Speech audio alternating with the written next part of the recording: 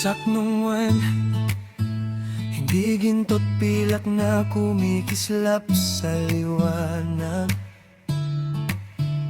Hindi diamanting kay hirap at mahal na makuha. Hindi mansyon na nakatayo sa tuktok ng burol. Ikatiribudo sa sakyan na dumadaan sa bilis ng hangin sa daan.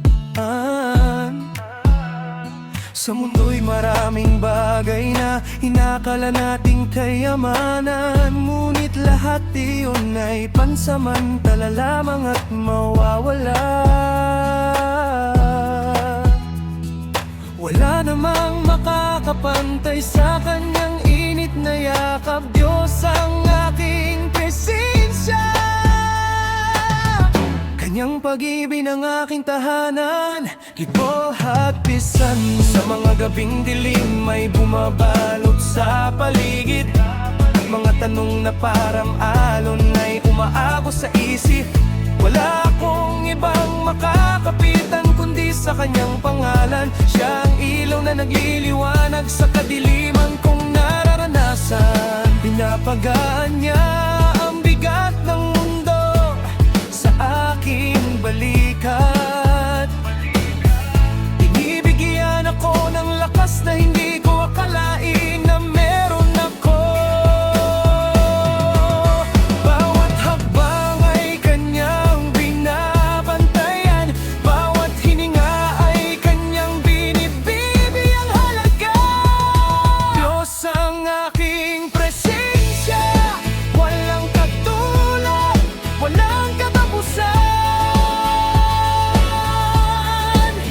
Sa kanyang tabi ako'y natutulog ng payap at mahimbing. Sa kanyang boses ako'y nagigising sa umaga at naririnig na sabihin, ikaw ay mahal ko, ikaw ay aking pinaglalaban.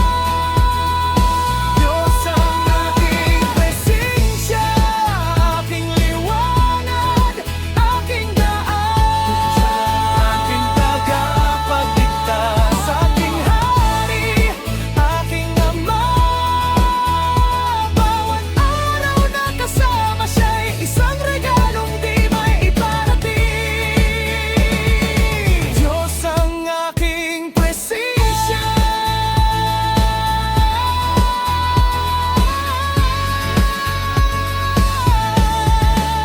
Saknong hindi kailangang maglakbay patungong malalayong lugar.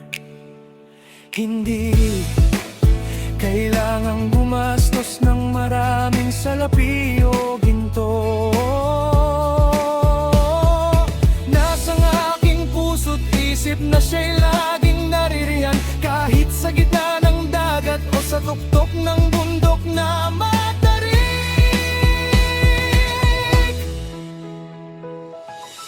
Kapag ako'y nag-iisa at parang walang nakakaintindi,